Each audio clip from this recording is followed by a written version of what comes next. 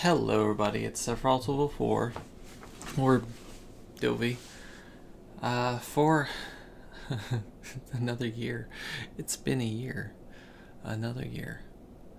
Uh, Today is April 19th, 2020, which marks the exactly to the day 7-year point since I got spinal surgery. That gave me quite a bit of problems, but also started me off on a fight against cancer. And every year I make a vlog just looking back at the increasing amount of time, the thankfully increasing amount of time since I started this fight, but also just like reminding myself how far I've come. I have like notes because heck if I would be able to remember 7 years worth of stuff already. So these vlogs for the most part become samey. Uh, Aside from any new content. Thankfully this year there isn't a lot of new content. But yeah, just to walk through the past. One year I'm actually gonna go and just watch all of the vlogs, the yearly vlogs in order, just to see the change in perspective that I had each time, and the change in attitude and the looks and surroundings. Because I mean, I looked at the year 6 video and I was actually wearing this shirt. That wasn't intentional at all. This was one of like 4 shirts that I kept unpacked as my like actually to wear things, because my whole house is packed up right now. But you can look at the weekly updates for why. But it's weird just looking back. I've lost weight, have more of a beard. But yeah. So this all started way back in the arcane year of 2011-ish. I was in college. I was in my second semester of college. Technically, end of the first, beginning of semester, second semester of college, 2011. 9 years ago. Oof. And this is the fall, like fall, end of fall, early spring semester, and I started getting these headaches like you wouldn't believe. I just woke up one day with these migraines, and I had to stop going to classes for the most part, which really wrecked my grades. But I had to stop going to classes. I was just stuck in my room the whole time. I started seeing specialists and neurologists and all sorts of everything, and they had no idea what was going on. They couldn't see anything. I got MRI of the head, nothing. But yeah, I just had these blinding headaches. During that time, since I just couldn't do anything with myself, that's when I started Let's Playing in April of that year in 2011. So that was fun. The headache started like beginning of 2011, end of 2010-ish. Because, again, like, it's kind of hard to pinpoint when exactly. But at the end of the spring semester of 2011, I said I can't go back to college like this. So I ended up staying home the next year from college, which sucked because I had a really good roommate and I was doing well. Aside from the headaches, it was nice. I was enjoying it. But pout, pout, pout.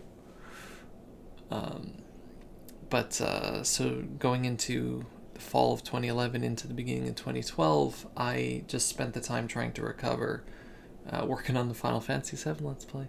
But the headaches just one day in middle of 2012, they stopped. They're just like, okay, my boss is here, I'll see you later. So I was like, okay, guess I'll go back to college.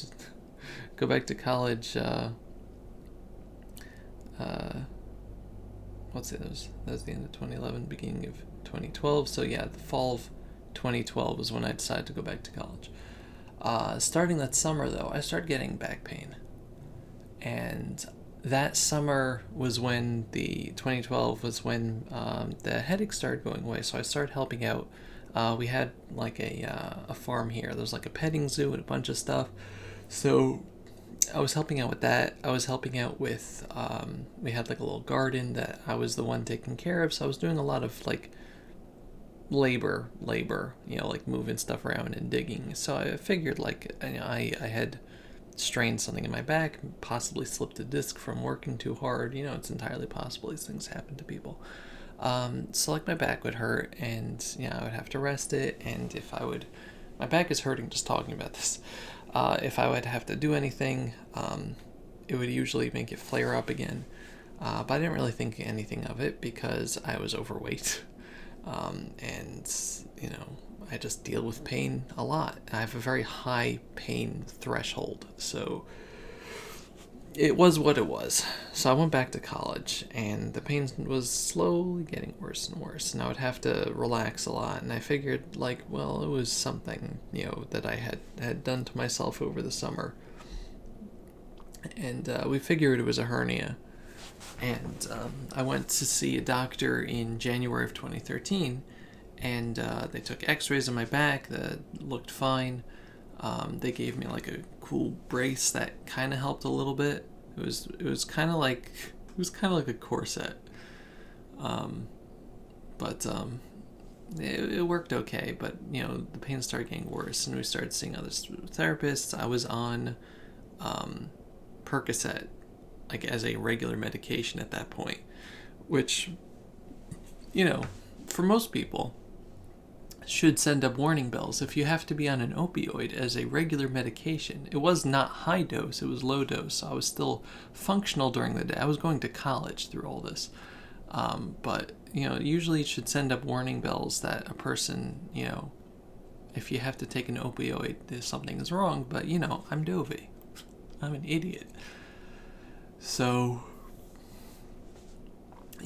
going into as January, February, March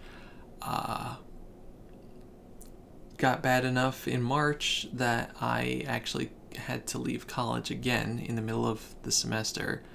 I ended up doing, over the course of the next couple of months, finishing up the semester from my bed here, from my desk, writing up all the whatever tests and papers I could from home. My professors were very, very understanding, thankfully. I actually wrote a philosophy paper that I consider to be my best work. It's like got a 97 on it. That was the final for that class. But anyway, I digress. But it got bad enough that we decided to get an MRI of my back because the X-ray didn't show anything, or so we thought. But an MRI shows you a more complete picture of everything else aside from bones that's going on in your back. And what we discovered in mid-March with the MRI was a tumor growing out of my spine. It had started that tumor had started in the spine itself, like the vertebra, and it grew outward, fracturing the spine, which was accounting for a lot of the pain, but growing up against, like fracturing outward that way, so it was growing up against my spinal cord. And your spinal cord is a bundle of nerves, so anything that touches them instantly registers as pain. Also, they provide sensation to the rest of your body. Over the course of this time, aside from the back pain, I also got a numbness in my right leg that was getting worse and worse to the point that I just couldn't feel my right thigh anymore. Again, should have been a warning sign. I was stupid. I told everybody. It's not like I kept this to myself. People knew that I was in pain and I was having this, and they were concerned, but they had no idea what was going on because we didn't get the MRI. So, so the doctor determined that I had a burst fracture of one of my lumbar vertebrae, and we went to see a specialist in the hospital, University of Pennsylvania, a spine doctor, and he said that, there was a tumor growing there, and we would have to get surgery to remove it, a lot of the surrounding area. They would have to remove the lamina, which are the things that you can feel poking out your back.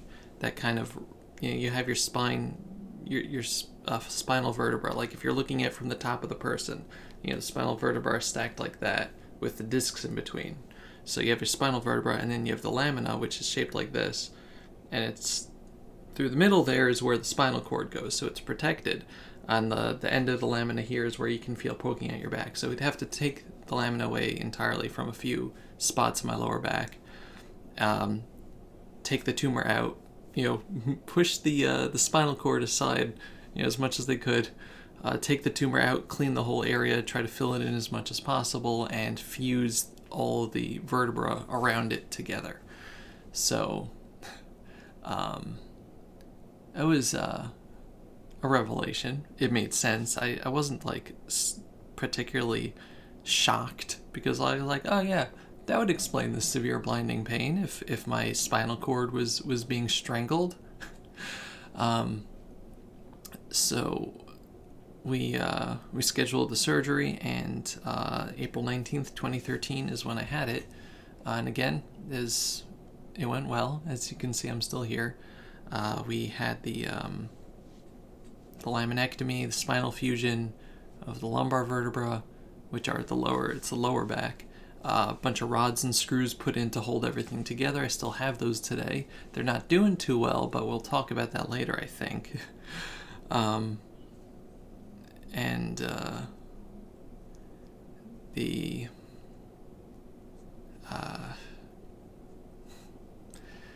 So I woke up from the surgery, and I was in a lot of pain.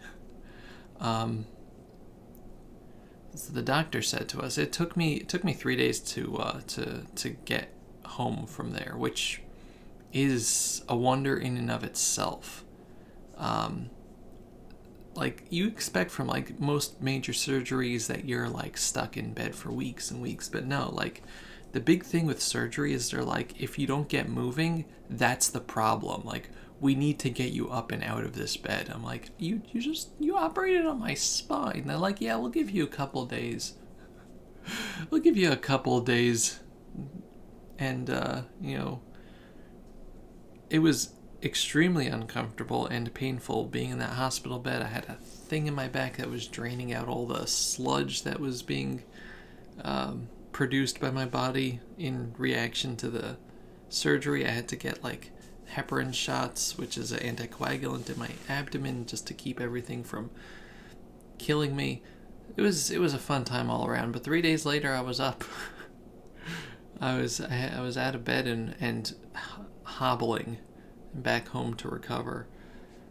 But yeah, that was an experience. The doctor said to us afterwards, he's like, first of all, your bones are like marble. Like, he was impressed at how stable the rest of my bones were, which is, it means that was a really strong tumor to burst out like that. But, when you don't have space, you just kind of make space. But he said also, like, when I saw how much the tumor was pushing up against the spinal cord, I don't know how you were still standing. Like, he said that, in a case like I had, he would have expected the person to be paralyzed from the waist down at that point, which I'm very happy that I wasn't. But, yeah, it was a lot of pain. I was in a lot of pain, and again, the leg numbness. Although I woke up and my left leg was numb now, just because when you mess with nerves, especially the spinal cord, weird stuff happens. So both my legs now have a numbness, a pervasive numbness that lasts to this day. Still can't. Some of the feeling kind of sometimes feels like it's coming back, but most of the time, no. I still have back problems because I have rods and screws there now. Like, my back just is never going to be the same. That's just a permanent disability that I have. But he said, like, he doesn't know how I was walking around. And I'm very grateful that I, got the help when I did, because if I had waited more, like another month or two, without getting that surgery, I would have been paralyzed at the very best. But it was, yeah, it was something else. The next month, I went into the hospital, into the Children's Hospital of Philadelphia, because Children's Hospital of Pennsylvania, CHOP. It's Pennsylvania, isn't it? I don't know. No, it's Philadelphia. Children's Hospital of Philadelphia. Anyway, so I went there because they did a biopsy, and we originally thought maybe it was like a sarcoma or something. No, we did a biopsy on the tumor, and it turned out to be neuroblastoma. Neuroblastoma is a cancer that, in 99% of the cases, affects children like 15 and under, usually like 10 and under. It's more or less treatable because kids are like really resilient. They're also small, so you can pump them up through with like a nice amount of chemo, and it's not pleasant obviously, but their bodies like process it so much faster than adults, and they don't stay sick as long, which is really cool and nice for them. But adult neuroblastoma, I was one of 5 cases in the world. But luckily, the Children's Hospital there, which was literally next to the hospital where I got my spinal surgery, they're like part of the same university complex, has the world leader, the world expert on neuroblastoma, Dr. John Maris, who became my oncologist. So, he said, all right, let's, you're our oldest patient by far right now, but, even back then, when I was 22 at the time, I was still their oldest patient. Now I'm just super old. But he said, yeah, we have a plan, we'll go through this. We have all sorts of stuff. They gave me a Broviac, which is a permanent port. You can kind of see the lines here for it. This is where it was. Well, no, this is where the second one was. The first one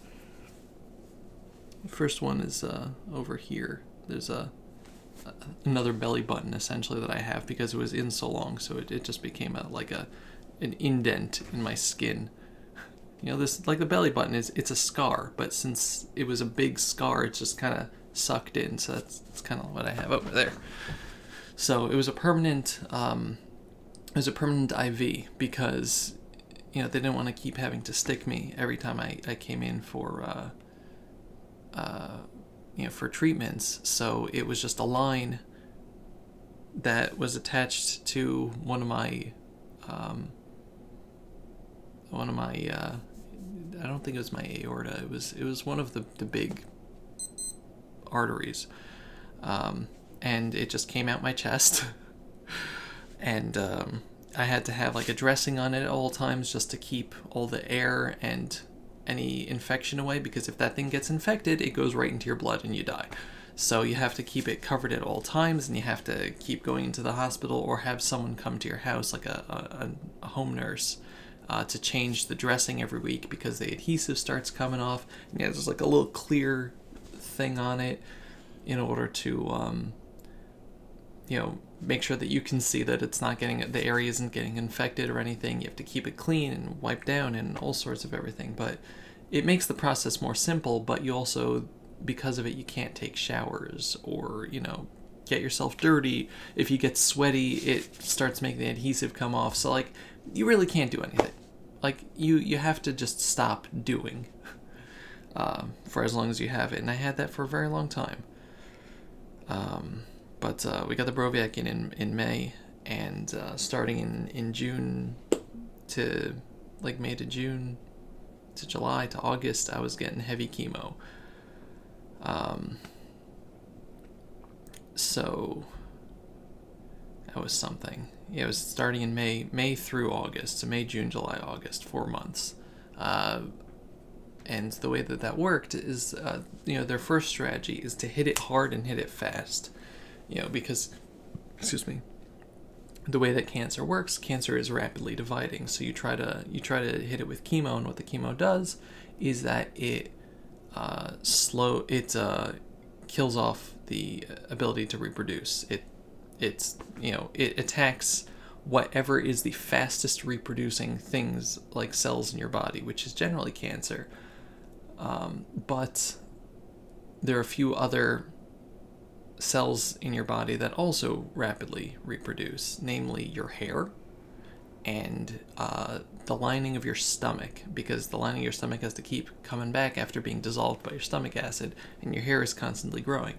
So when you get chemo, it attacks not only the cancer, but your stomach lining and your hair, which is why your hair falls out, because it just the shock just goes right to it, and it stops growing because it's killing it constantly. And you get really sick all the time because your stomach now is being upended. So it's not fun. I had to take a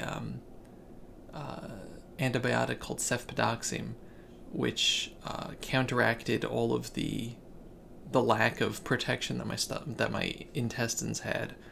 Without it, I was just in the bathroom all day, every day, after chemo treatment, because it was just destroying me. Even with that, I still got sick. It was horrible.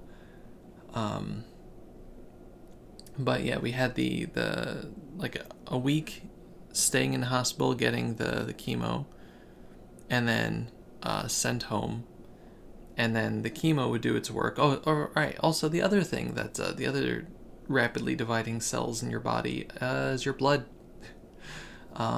Your bone marrow specifically, producers of red blood cells and your source of white blood cells and platelets. So when you get chemo, it destroys your body's ability to produce that for a while. So when you get home, you kind of watch your blood counts, and it just crashes. So immunity just goes away. Your white blood cell count is just 0. Platelets, your ability for your blood to clot drops down, and that's what you really have to look out for, because if you start bleeding, you won't stop. So you have to just be careful that you don't start bleeding. Obviously you become immunocompromised, so you can't be near sick people or anywhere even suggesting to be sick. And when your blood count drops to 0, you can go into something called a neutropenic fever, which is your body just loses its ability to fight. So if that happens and your fever goes up past 101, then you have to rush into the hospital to be pumped with antibiotics so that you don't die, because your body literally can't fight even the tiniest thing. And then there's the red blood cell count, which drops. Thankfully, that doesn't tank, because if that did, you die. But it's the hemoglobin, which is your blood's capacity for oxygen. That starts going down, which you can start feeling. You become anemic, and you can feel your breaths not working. And that's unbelievably scary. You just take a deep breath. It's just and you don't feel the air in your lungs. You can feel your lungs inflating, and you don't feel any relief from breathing, and it's horrifying. So yeah, after a week that starts happening, and most of the time, out of the 4 times I got the heavy chemo, I think 3 times I had to be rushed back a week later because I got the fever, and the only prescription was more cowbell, etc., joke, haha. But I got the neutropenic fever, which means I had to go back in and stay in the hospital until my white blood cell count went back to a baseline safe level. So it wasn't okay, you're gonna be here 5 days and go home. It's you're gonna be here as long as your body is stopped, as long as your body isn't working, which drove me absolutely out of my mind, because how long? you gotta drop everything. Excuse me. You gotta drop everything at a moment's notice, and they're how long? How long am I supposed to stay here? So I got a bunch of different chemo drugs. After the second round, and I got a scan after each one also. After the second round, the scan that I was getting, which was called an MIBG scan, which is they inject a specific radioactive dye that responds to neuroblastoma. And they have like this big machine that takes a full body scan of the metabolic rate. So after the first couple of rounds, they saw that the cancer had halted, which was great. Also, I didn't even talk about when I started the treatment, like right before, they gave me one of these MIBG scans just to see, where everything was, because all we knew was that there was a tumor in my spine and we had to work on it. So they took a look and they saw that there was a big mass, like a baseball-sized mass, right above my adrenal gland, my left adrenal gland, like attached to it, or around my adrenal gland, one of them. And also a whole load on my hip, obviously the area in the spine, and like dots all over the place, like in some of my ribs and things. So I was diagnosed not just with neuroblastoma, but stage 4 neuroblastoma, meaning it was not just a primary tumor, but it had metastasized throughout my body into several locations. So stage 4 neuroblastoma. So yeah, after the June treatment, the cancer had halted. They went to another thing. I also lost a ton of weight at that point because I couldn't eat for a month after the first one. Like, I couldn't stick anything in my mouth. Food was disgusting to me. Another side effect of chemotherapy is your taste buds. Remember when I was giving you the list of things that are rapidly dividing? Your taste buds are also in that. So it just completely flips around what you think is tasty, what like sensations and everything. Your body just completely goes topsy-turvy. So like, things that you thought were delicious, like, make you want to vomit, and like things that you really never liked before, you're like, I need to have all of this now. It was so weird. Like, sometimes I would just be like, oh god, pizza. Oh, pizza's gonna make me throw up. And then I'm like, I need these french fries and burgers. But yeah, so with the first month, though, I couldn't eat. In the second month, they tried giving me like a few medications. One of the things that they usually prescribe for appetite is like a synthetic THC, marijuana type thing. But it turns out I'm allergic to that, and I had a really bad reaction to it. So that's one of my official allergies now. But they did find something else called Remeron, which is an antidepressant that worked and made me really hungry. And I gained a lot of weight over the years from that. I'm not on it anymore. I haven't been on it for years, but I gained a lot of weight from that. But it worked because eating a lot is better than not eating at all. But it was a little close there. Like, I rapidly dropped about 60 pounds in a month. It was horrible. Let's see. The next month, I got like a heavier chemo, which I didn't respond to too well, and the fourth round, which was also really awful, and my blood was just like, ugh. They took another scan after that, and the tumor had increased a little bit. So like, all right, it's not responding to the heavy, fast stuff that a lot of kids respond to. So we're going to change tack here, and we're going to go to a slower, steadier pace of chipping away at it as opposed to bombing it. So I started this clinical trial, the first of many that I was on, called Millennium. And instead of the treatments now being admitted to the hospital for a week, I would go to outpatient at the day hospital that they had there, meaning like I would just go in every day for a week. Excuse me. I would sit in a chair. The Millennium itself was a pill, but they also gave me infusions at the same time of other chemo that research showed worked well with it. So that was starting in October.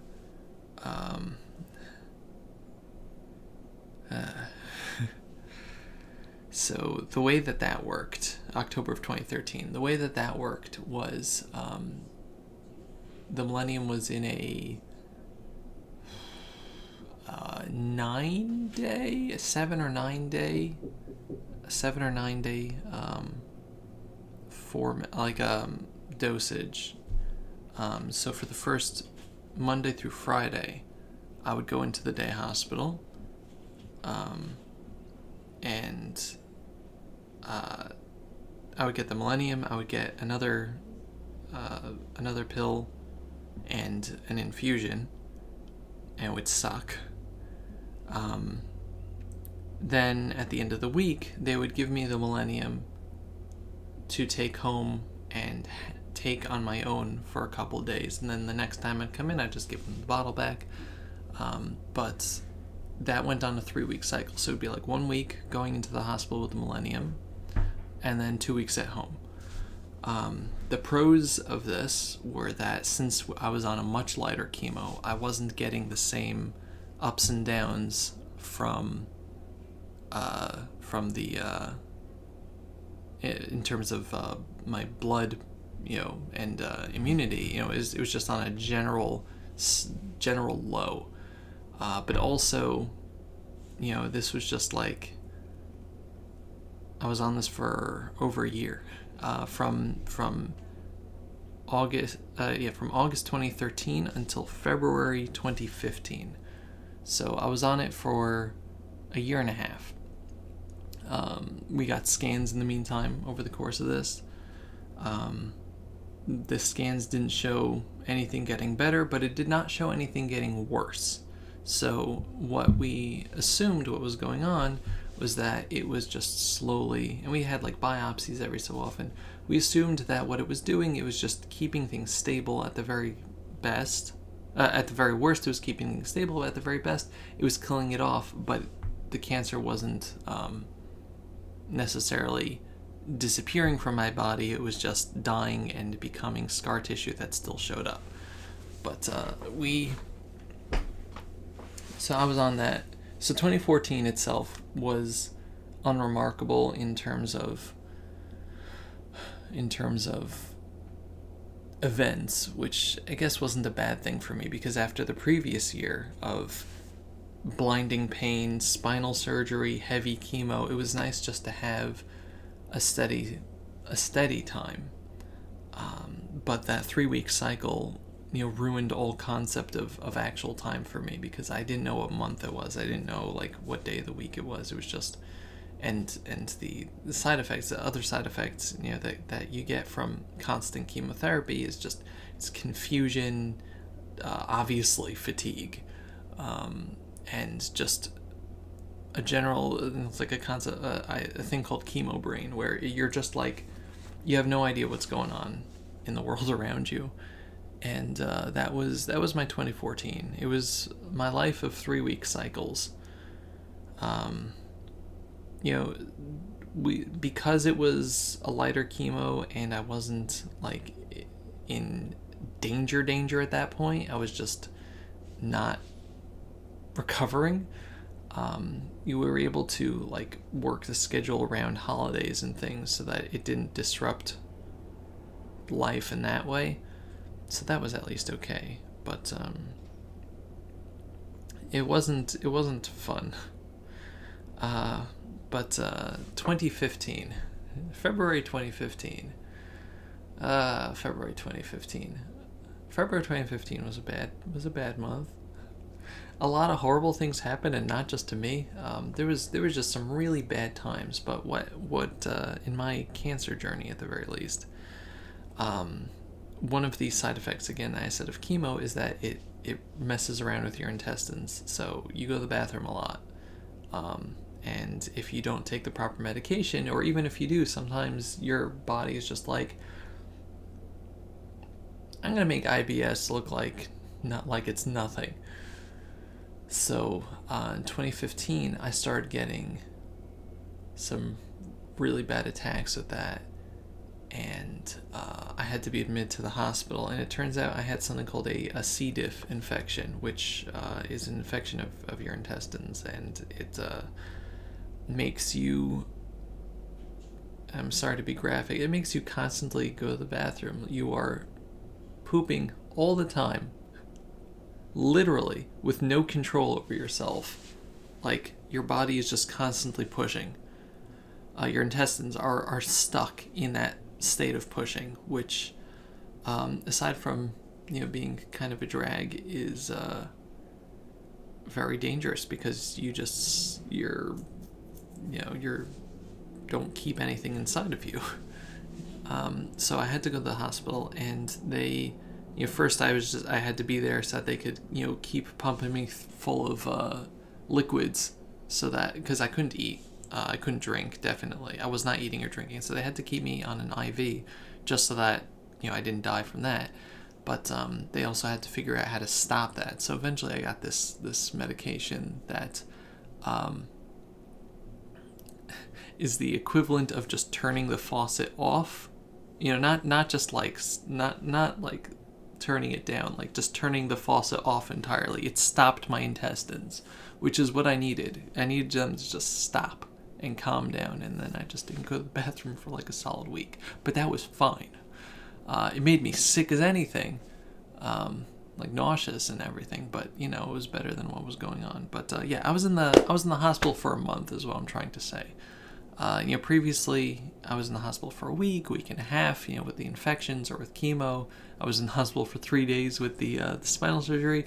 This was a solid month though. So that was bad. We also decided at that point to stop the Millennium because we thought that maybe at that point my body was becoming intolerant of it, which led to the episode in the hospital. So I was, just want to make sure no one's trying to text me. Okay. So I was, it was interesting. So that was my February 2015. In March, or at the end of February, we decided that since we're stopping the Millennium, we can't just stop the drugs entirely. So we're going to start another thing, which was going to be irinotecan, which was the chemo that I was getting injected into my port already. Like, of the three things that I was taking, it was the one that was still the injection as opposed to the oral medications. So I was getting that, and they were trying to give me medication that would affect the gene, because at that point they had a bunch of samples of the tumors.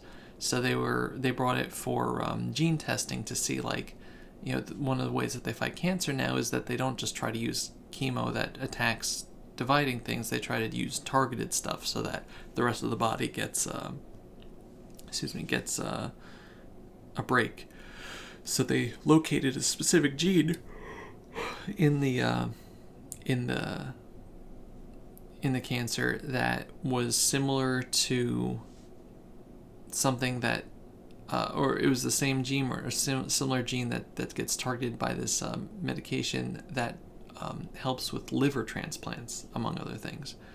When you get transplants, you have to take stuff so that your body doesn't reject it. But there was this medication that was like an adrenal type medication that it was a whole thing. I don't know a lot of the science behind this, but they were like working around the clock to try to figure out things for me. It was like the care that I had was amazing over the years and years and years. That I literally helped them write the book on this. Like the way that, like, I saw over the years all of the treatments changing and morphing, and like things that they tried out on me are standard now. It's so weird.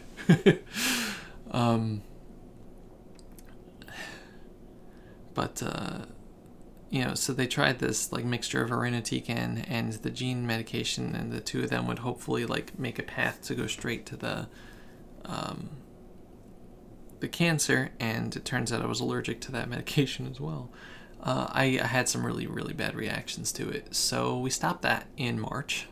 I only got like a couple times just to see, and we changed up the medications a little. I got this other similar-ish gene medication.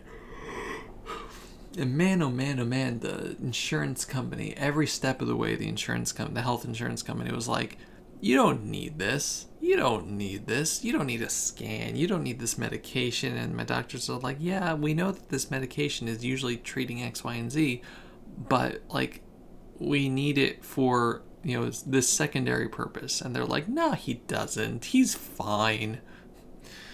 He doesn't need a scan to see how he's doing. Just because he got it the last time and, every month for the last 4 months doesn't mean you have to get another one. That's just crazy talk.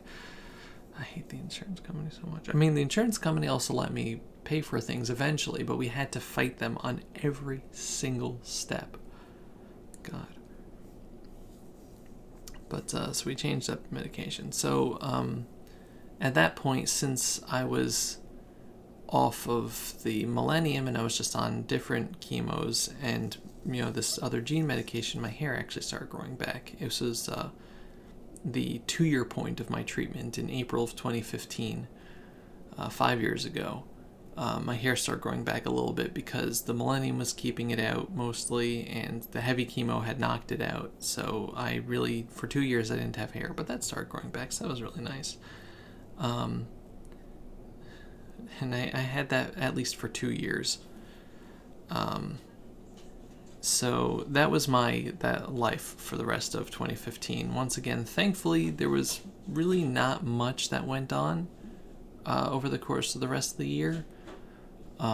It was just, getting the irinotecan, going into the day hospital, getting the irinotecan, and just taking the gene meds on a more constant basis, like a daily type of thing. I think for 2 weeks out of the 3 or something that they were doing the cycles. But yeah, it was continuing the cycles though, and couldn't really do much else with my life. At this point also, like, my back was better than it had been beforehand. It was like night and day. When I woke up from the surgery, from the spinal surgery, I was like, I'm not in a particularly, I'm in a lot of pain from the surgery, but I could feel that the areas that were hurting me before, like, completely gone, because there's nothing pushing up against my spine anymore. So it was like, wow, I'm not in blinding pain. And they're like, hey, can you move your toes? I'm like, yes, I can. Good. We were kind of worried about that. I was like, am I supposed to be numb on my left leg now? And they're like, that we did have to move your spinal cord out of the way. So there's just going to be some lasting effects. But, like, maybe they'll, like, sometimes your nerves, like, they don't come back to life. If our nerve dies, that's it. But sometimes they, like, spread out from other places and try to wrap around the dead areas and restore itself. So that it kind of was doing that. There's, like, slowly, but not fast. Not. It still hasn't gotten too far, but I've noticed differences. But anyway, so yeah, that was the rest of that year. At the beginning of 2016. So as the rest of 2015, I was just getting the irinotecan and the gene therapy medication. But at the beginning of 2016, they said to me, all right, so you have like the Broviac in. So you're not coming in. The reason why they had that in the way that it was is because I was getting the, it was essentially 2 tubes dangling out. I actually have somewhere around here. I have the tube. Oh, it's in my box up over there, right? I have, like, the end of it because it had to be changed at one point. Because after 2.5 years, the tube started getting frayed, even though it was strong tube. Like, eventually, rubber thing keeps getting bent and bent and bent, then it's gonna start fraying. So I saved the end of it. Fished it out of the garbage. Oh, right, I totally forgot that part too. All right, so at the beginning of my treatment also, they had harvested a whole load of stem cells from me, and what they do with that is that they insert a there's the scar from that. I got scars. So they insert a very large, and I kept that one too after they pulled it out. They surgically, I was under for that, thankfully, but they inserted a very large. This wasn't at the beginning of my treatment. This was already in 2013, later 2013. before the millennium, I think. But they insert a very large IV, like, line into my neck, into my artery right over here. I can't remember if it's the jugular or the out of my head, whatever the other one is. But directly into there because they need a high blood flow. But it was really annoying because the way that they put it in, and they had to like stitch it in and everything. The way they put it in, it like got kinked if I tried to be in any comfortable position. So like I had to be like this while they were doing stuff. But anyway, they had it like running through a machine, and it harvested stem cells, which they can do that from blood now, which is really cool. Because before, stem cells were very hard and slightly illegal to come by, but nowadays it's not.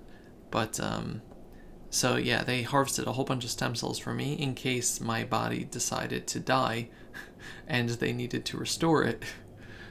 Because my body was like, I'm not going to produce blood anymore. So they just took a whole bunch of them and froze it. But yeah, that's the scar over here.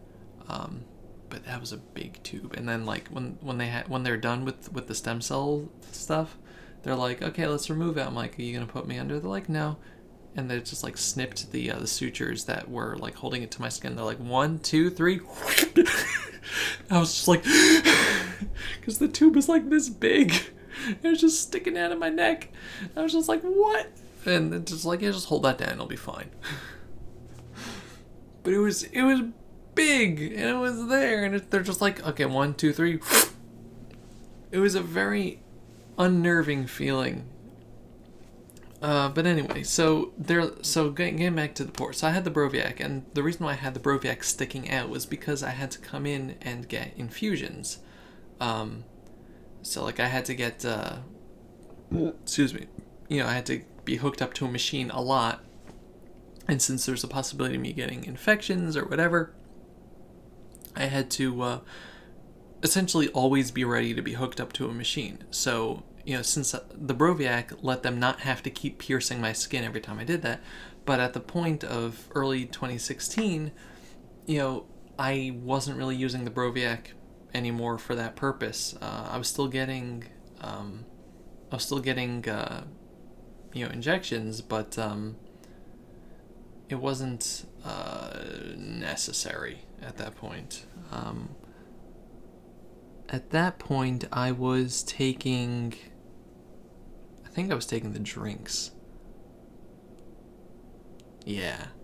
So I don't think that I was even getting chemo injected anymore. I think the irinotecan was being taken in drink format, which was terrible. That stuff tasted like death, so you had to mix it with something. It was like bitter, the most bitter thing you can possibly think of, and a million times that, and it also made you sick. So like after you take it a few times, your body knows that you're about to take it, so you get sick before you even drink it. So you have to take it with something strong. And that something strong was generally cranberry juice. And now every time I even think of cranberry juice or taste it in any way, I have a visceral reaction that I get like violently sick. I'm gonna stop talking about it right now. But anyway, so I didn't have to get a lot of stuff. So they decided to replace the Broviac with a port, which was under my skin. So in order to get to it, they wouldn't have to find a vein every time. This thing would still be attached to a vein, but it would be under my skin, which means I could touch the water again. So that's what this was. There was like a little entrance thing that they used, but this line was when they cut it in. It was like a circly thing. I wanted to save it, but they didn't let me. It was like a circly thing, and it was like a little drum, under my skin that was like with a large. It was like the end of a stethoscope, like with the thing, and they would just have a needle, and it would pierce in there, and I would have cream that I would numb it up a little bit. It would hurt sometimes anyway. They would pierce it, and it would draw blood from there. It's an IV just under the skin, but which was still inconvenient, but it was a lot more convenient than having something above the skin. So I didn't have to have it. I still had to go into the hospital like once a week or so, or every couple of weeks, just to have the line in it flushed. I had to have the Broviac line flushed also. I had like a whole stock in my room of anticoagulants, heparin, because I had to just make sure that the lines were open, because if there were any blockages, then that would be bad for me, and they would have to do a whole thing and possibly change it out. So I had to constantly come in to have the lines flushed. But it worked. And so 2016, which almost 3 years after I started cancer treatment, I was finally able to take a shower again without having to like tape the whole thing over. I was able to do things like exercise, and it was less of a chain to the hospital, and it was really nice. So starting in May of 2016, so this is the 3-year point from the start of the sort of chemo fight, I was like off of all that, a lot of that stuff. And we decided to try something else. So they took me off of the gene drugs. I don't know why I wrote Millennium here. I was off the Millennium in February. So they took me off the gene drugs, and they said, okay, so what we're going to do is we're just going to let your body like empty itself out a little bit. All of the scans up to that point had been like stable. So like we're going to let your body empty itself out a bit, and then we're going to try something else. So like we need like your body to be fresh and off of all these things, just that there's no other reactions. So I got a scan in. We had ideas. So I got a scan in August of 2016, and it actually showed that things were a little worse. Like the cancer started growing back. So they said, all right, so what we need to do, we need to pull a card out from our back pocket that we wanted to save till later. In this case, it was radiation. It was internal radiation as opposed to external radiation. External radiation was later. The internal radiation was being pumped, through the... This is, of course, once I got the Broviac removed, that we had to do something. It required infusion, of course. So this would have me being pumped full of radioactive chemo. It was a combination of chemotherapy and radiotherapy. So, and then sit in a room where everything is covered and lead lined until my body was not radioactive anymore. So, September of 2016, I got radiation. And there was a whole bunch of really bad stuff to prepare for that, because when you're radioactive, they pump your body full of... when you have the chemo, what they have something called a bolus, which is just a giant bag of water that they pump you through, because when you have the chemo, you don't want that sticking around in your body. So they give you the chemo, and then they pump you up full of water so that you go to the bathroom a lot and flush as much of it out of your system, like all the extra stuff, because they don't want the extra stuff sticking around. With the radiation, they give you even more water, always. Like it's not just like during the infusion, it's throughout the week you are on water. Your body is constantly being pumped full of water, which means you go to the bathroom a ton. Like, on a hourly basis. So, some kids are not able to keep going up and going to the bathroom, to pee, hourly for a week. So they find other ways to make it so that they don't have to get up. And those ways are very uncomfortable. And I had tried it, and I said, nope, this is not working. I'm just going to get up and go to the bathroom. But it was very uncomfortable, and we're not talking about it. Because, it's one of those things where you think back on it, and you're just like, nah. But, I went to the bathroom a lot. But yeah, so there was like a week, like the radiation was also just the first day. They just pump you full of radiation the first day, and then they just wait for your body, and then every day they come in with like a Geiger counter, like at the end of a stick, and they're like, okay, so this is like, because you as like a personal person are radioactive from this thing, but you have to have like from 5 feet away, like you have to be, or like from a couple of feet away, like, you know, a certain amount of radioactivity. So like it's not like what you're personally, but like you have to be radioactive enough that people can at least be near you. But like all the stuff that you have with you, you know, either has to be destroyed because it's radioactive. So I just brought like shirts and stuff. The whole room is lead lined and covered in like plastic stuff so that they could just take it all off and burn it afterward. The doctors don't even care for you. They like have to get suited up in a whole thing, just to come and look at you. And but they don't hand you your food or anything. Like you have a caretaker with you, like your parent or something, and they're behind a lead screen most of the day. But like they're the ones that have to like do everything for you because the doctors can't keep exposing themselves to the radiation. But like every day they'd like come into the Geiger counter and like, okay, you're at like over here and you have to be, you know, down here. So eventually, and it took me forever, to like, they're like, yeah, some kids, they're like not radioactive after 3 days. It took me usually like 5 to 7, which sucked. But yeah, all my stuff had to be in plastic bags, otherwise I would have had to throw it out. But yeah, it was so weird. It was like isolation, actual isolation. It sucked. So that was radioactive treatment 1. And that was in September 2016. I did okay. The down from that, like radiation also kills your blood because, you know, anything that has to help you apparently kills your blood. So that didn't affect me too badly though. So like, okay, cool, we're gonna do another round of this. So November of 2016, I got the second round of radiation. It went pretty much the same as the first, except at, you know, as we went into December, and we were thinking, okay, it's like we'll do a third round mid-January because there was like 2 months in between.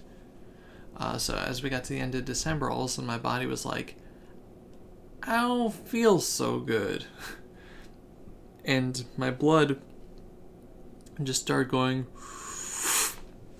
And it got to the point where I had to get like weekly and sometimes bi-weekly infusions of blood, not just platelets. So in the past I had to get platelet infusions just because, like, you know, if your platelets drop, it's not enough to be hospitalized, but you need to at least like get a transfusion of some sort. But here I had to get red blood cell transfusions, which is not good because like I was having a lot of difficulty breathing. And in the middle of that, I decided to go to MagFest. MagFest 2017, January, where, you know, I put up a good face, but I almost died. I went into shock at one point in my room because I went from a red blood cell transfusion to National Harbor like that day. So like day 1 of MagFest, I was like high on Benadryl because I was slightly allergic to some of the blood products, so I have to get Benadryl before each one, like a not just pill Benadryl, like the injection of Benadryl. So yeah, so I spent MagFest like just not breathing. It was not good, but you know, I can laugh about it now. And they're like, okay, you know, we're not going to go do a third round of radiation. Instead, let's try immunotherapy.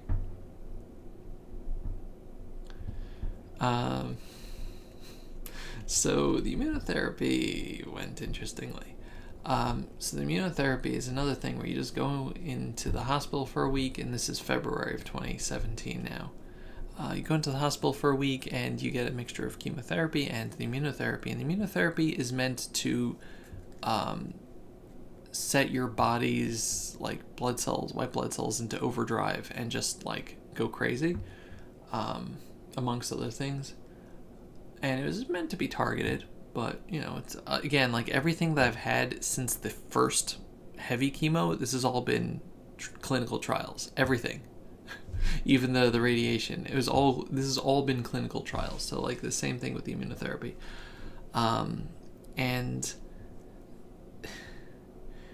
so I got the immunotherapy, and one of the things it also does is that it forces your, like one of the side effects, this thing has had side effects upon side effects, but one of the things was that it makes your nerves, like all of your nerves in your body, and you happen to have a lot of them, register. Meaning, like, they all say, I am feeling pain right now. So you have to take a medication that's a nerve blocker beforehand. In this case, it was one called gabapentin, so that your body doesn't explode with pain, like, immediately. Unfortunately, I didn't have enough time between the end of the radiation and the beginning of the immunotherapy to build up the high enough dose of gabapentin in my system, because you can't just start it, because then you'll get side effects of the gabapentin. You have to build up and then build down afterwards eventually. So we were only like halfway through building up through it. So we started the immunotherapy, and I just spent like the next 2 weeks curled up in the fetal position because everything hurt. Also, it made me sick. Also, a few days later, after being released from the hospital, my body decided, you know what? I don't really like the immunotherapy in my system. In fact, I don't really like anything. And it stopped working. So, like, I stopped eating and drinking because I wasn't feeling that anymore. I stopped feeling warmth. So everything felt like it was ice. Like I had to wash my hands with hot water in order to make it feel like it was cold. Because if I tried lukewarm or cold water, it felt like ice. Breathing felt like ice in my lungs, like frost. It hurt. I got like splotches all over my body, these rashes that looked like, I don't know what it was. It was just like dark purple splotches everywhere. My blood stopped working again. Also, before I get into this, after the second round and my blood stopped working, second round of radiation, they got out those stem cells, because that was what the stem cells are for. And they infused me a couple of times with my stem cells until they replaced all the bone marrow that died. So my body did start producing blood again. So with the immunotherapy, my body stopped working. I went into like a severe shock, and I had to go back to the hospital for like a couple of weeks.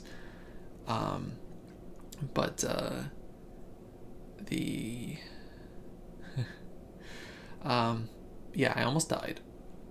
Like, of all the other times that I almost died, this is the closest I got.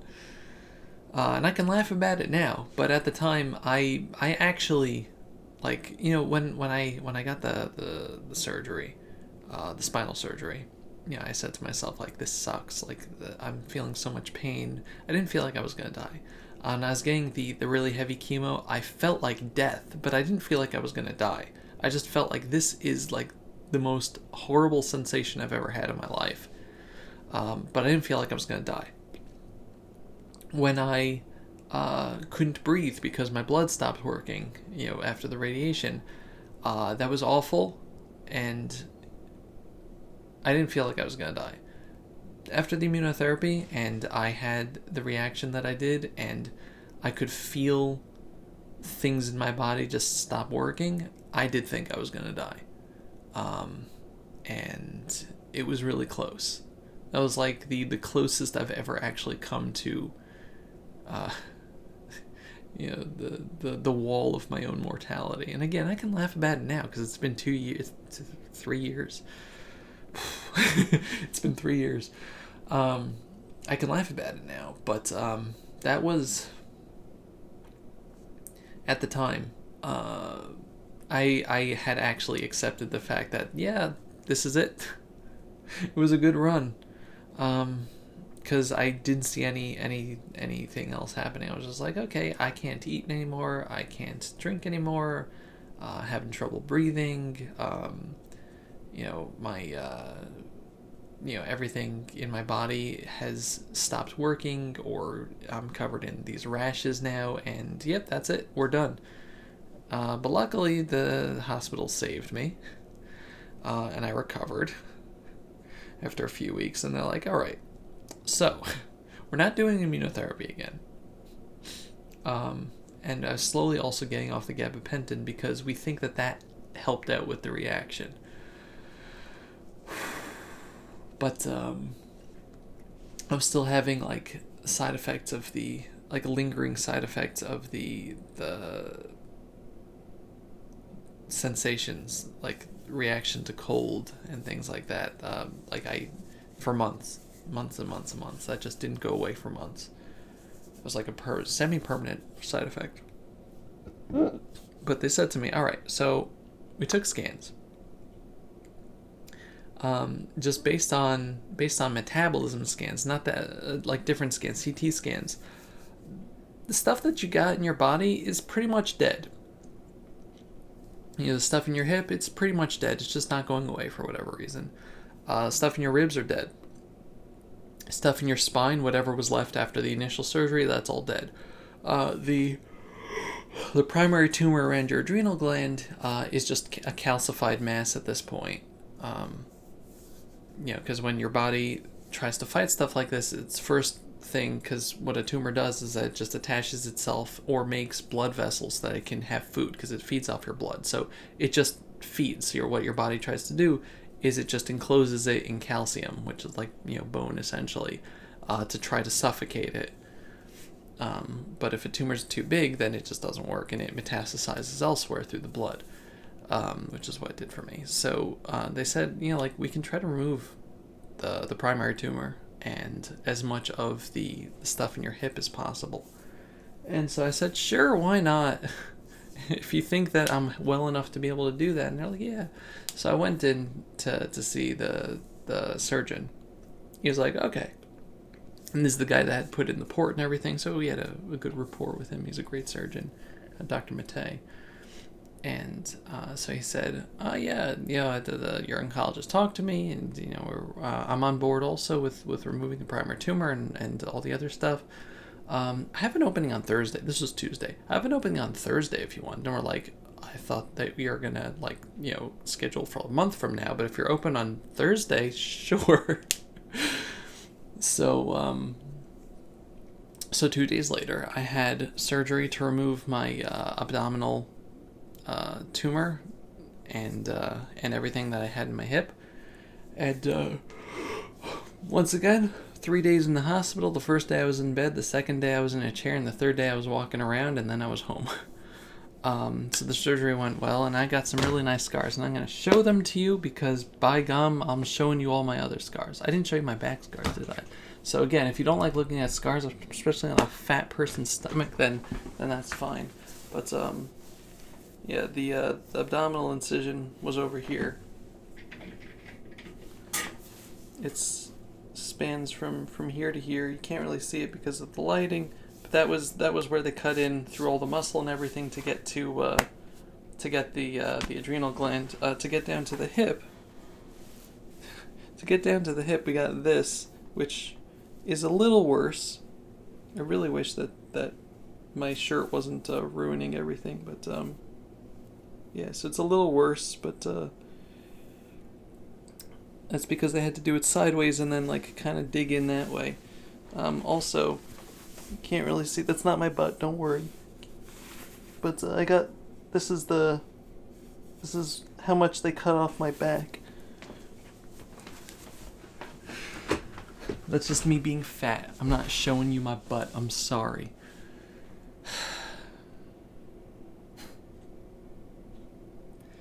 It's yeah, I got a lot of scars. I also, we'll get to it later, I have a whole lot of tattoos on me now. But it is what it is. But yeah, so the surgery went well, and that was 3 years ago, April of 2017. So fun times were had. But after that, they said, okay, so let's take a scan. And the scan, the metabolic scan anyway, that showed, how much was actually active and, eating, wasn't showing much. They're like, okay, cool. So you're kind of in remission. Meaning, like, we don't see anything growing and we don't really see anything working, but we know that there's stuff there. So we're going to keep, like, working on it. So at that point, they didn't have to give me chemo anymore, but they wanted to give me a bunch of stuff that would essentially work to clean out whatever was remaining. So, like, from 2017 onward, it was not fighting the cancer, but cleaning it up. So I started a drug, another experimental drug called fenretinide, which I got to, like, it was like a mix that you mixed in, and it kind of tasted like Tang. You mix it into a drink, and it was a heck of a lot better than the irinotecan with its dreaded cranberry flavoring. So that was just something that I just had to take on a constant basis, and it was like scooping out and a whole bunch of stuff. I just had to take a lot of it, but it wasn't so bad. Relatively speaking, with the rest of my treatments, it was not so bad. So that was in July, and then we took another scan in September of 2017, and they said, okay, you're like definite remission here. We're going to keep you on the stuff, on the fenretinide, and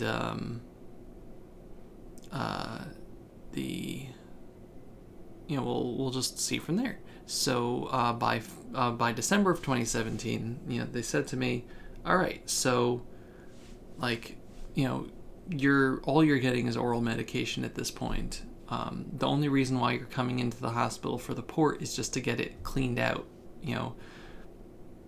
They also used it to, like, draw blood if they had to take blood tests or whatever, but, like, you could do that with the arm if you wanted. It's like, if you really want, if you don't mind being stuck every time you have to go get a blood test, stuck in the arm, we could take out the port. So I'm like, heck yes. So December 2017, I got this scar. The port was out. There's no longer anything between my skin and my ribs for me to lean on. And that was the last true tether to the hospital, aside from just the scans. So that was nice. January 2018, I got new medication, and I'm trying to remember what it was. They gave me like a very low dose chemo. It was like temozolomide, and it was another thing, but it was like a very low dose chemo that they didn't want me to be on the fenretinide anymore. Like I had gone through that, and they wanted to just have me on something on a constant basis, but that was like really low, just to keep my body in a state of cleaning the stuff out. Unfortunately, I got really sick from it. So they changed it up a little and made it more tolerable. So throughout the years, I was getting scans every 3 months, and just to make sure everything's good. And every time I got a scan, it was like, yeah, it's a little darker, it's a little darker, it's a little darker, until August of 2018, when they said, okay, we're done with the chemo meds, no more chemo. So I believe that was the last point that I had taken chemo meds. Was August of 2018. That was the last time I had put chemotherapy in my body in any way, shape, or form. So it's been a year and a half since that point, a little bit more. But that wasn't the end. So what they decided to do is, okay, we're done with the chemo, but in January in December of 2018 through January 2019, I got external radiation. What they wanted to do there was focus X-rays, X-ray beams on specific areas, just to zap, to deep fry some of the sites that they knew had had cancer in them at some point. The reason why we didn't do the external stuff before is because it's really meant to be more precise. So if you have like actively growing cancer that's in a bunch of places, it's going to do more harm to you than it does to the cancer. But since the stuff is mostly dead, we know that we're just like zapping a bunch of small areas where things are dead, but we just want to make sure that it's all dead. So they did that. So I went in every day or every weekday for a good month, with a little break in between for MagFest again, because you know how I am with MagFest and radiation. But it went really well. It was nice. I just got to lie on a table, listen to rock music. The people there were really nice. I didn't actually really get any side effects from it, which was also great, because all I really got was like tired, because it was zapping my body, but I wasn't ingesting anything. It wasn't targeting my intestines. It was targeted to specific areas. So that was pleasant, comparatively pleasant, I guess. So that was January 2019. So at April of 2019, so the doctor officially said, "All right, Dovey, you're in remission. Like we're making this official. It's not just like you're not showing up on scans really anymore, unless we really squint our eyes. It's just like we're officially labeling you as remission." So I know the previous 2 years ago, after the abdominal surgery, they called it remission, but they're still giving me stuff, just to make sure. But here it's like you're done with treatment. At the same time, though, this is the 6-year point since I started the cancer fight, so that was cool. But at the same time, I also started getting a lot of pain. And this was nerve pain, and it turns out that it was a latent side effect from the immunotherapy. This is April 2019. The immunotherapy was in 2017, so this is 2 years later. 2 years and a couple of months later. The immunotherapy reared its ugly head once more from the grave to try to drag me back down. And I started getting really, really bad pain side effects. Everything hurt all the time. So they started me up on a nerve pain killer called Lyrica, which is one of those old people medications. Because I wasn't going back on gabapentin. And the Lyrica helped out a lot. So I was on that for a while. It made me gain a ton of weight, because everything that has a side effect of pain management is weight gain. Or everything that gives you pain management has a side effect of weight gain. Because that's just life. You're either skinny or you're out of pain. Can't have both. But yeah, so I started Lyrica in April of 19, and I was able to get off of it actually by October time. Wean off of it, so that was great. In September, we decided that I would start getting scans less frequently starting this year, because all the scans were just showing, nothing. And February of this year, February 2020, it didn't get radiation this MagFest. February of 2020, we decided I would be getting scans every 4 months this year instead of every 3 months, and then next year it's going to be every 6 months, and then the following year, provided nothing shows up, the following year is going to be just a yearly scan, checkup.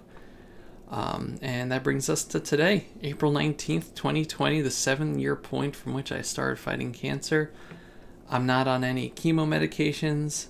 I'm not on any specific medications to fight side effects. I'm just on a general pain medication because the rods and screws in my back are still there and they hurt because they exist. We had talked possibly in the past about having the rods and screws removed, but they were there to try to cement the spinal fusion, but the spinal fusion didn't take. So there's still, like, without the rods and screws, things would be slightly unconnected, which is not good. So either, and some of the screws might be coming out, or they might have started coming out a while ago and then stopped. We're not sure. We need to take like periodic x-rays on that to see if it's getting worse or it's just not great right now. But sometime in the future, we might have to redo the fusion or replace the rods if the screws come out, or maybe take them out entirely. We don't know. But right now I'm stuck with them, and it's debilitating. It hurts. Always, I can't bend a lot because it's in a very bendy part of your back. It's hard to sit, and it probably contributes to the numbness in my legs. But it's better. It's better than what I had beforehand, like 1,000%. But I'm not on any chemo medications right now. I'm not on any cleanup medications right now. I'm not on any opioids right now. I'm just on my thyroid medications because I have an autoimmune disease for Hashimoto's thyroiditis, and I'm on the painkiller. That's just the general painkiller, but I only have to take it in the morning. I don't even have to take it twice a day, which is great. It's an as needed. I need it to get moving in the morning. But where we are now, 7 years later, I'm in a much better place. I survived a lot, and I can't stress enough how much I appreciate the people, viewers like you, who stuck with me through all this. The people who initially said, Dovey, all the pain that you're feeling and the fact that you're taking opioids on, like, as a general painkiller, it's not normal. Go get it checked out. Those are the people that saved my life in 2013. I wouldn't have gotten the MRI if people here hadn't been pushing me hard enough. And I'll never forget that. The people who over the years, helped raise money for my family, when I had to pay for medical bills or just pay for house bills when my dad became my primary caretaker instead of the family breadwinner. The people that helped me support me emotionally throughout all this. And, you guys have just been very, very kind to me, throughout the years.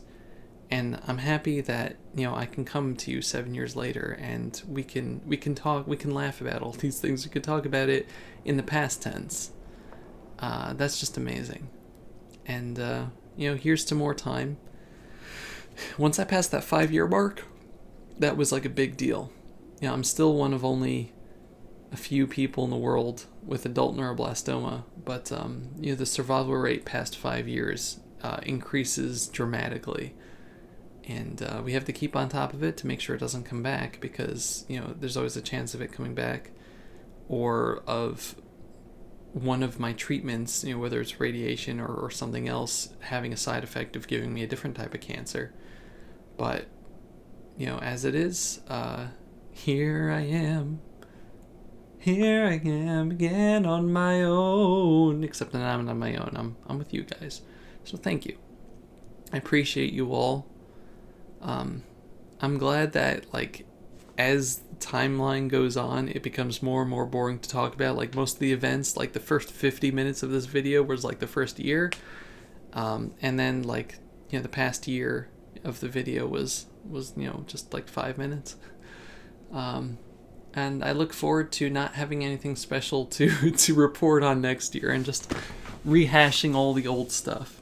But thank you all very much for your support. I appreciate you so much. Thank you for sticking with me. Thank you for surviving in your ways. And here's to health and happiness for all of us. Goodbye, everybody. Bye-bye.